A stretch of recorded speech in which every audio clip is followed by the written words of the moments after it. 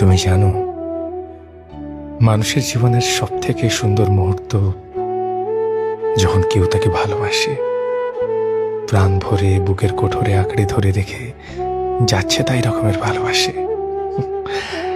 তার চোখ দেখে মনে হয় সে কিছু একটা নিয়ে ভালো আছে। তার হঠাৎ হঠাৎ আনমনা হওয়ায় একটা মন খারাপের গন্ধ লেগে থাকে। তার স্বভাবের সহনশীলতা ঠিক যেন একটা রঙিন কৃষ্ণচূড়া খুব যত্নে বেড়ে উঠছে। অসম্ভব তাড়াহুড়োতেও তার সময় নিয়ে কাজল পরা, গুনগুন ভাঙা ভাঙা শব্দে হরদম দুকলে গিয়ে ওঠা, ভাতের থালায় অবসালো ভাব, অপেক্ষা করতে শেখা, পাশবালিশে সাবধানে মুখ রাখা।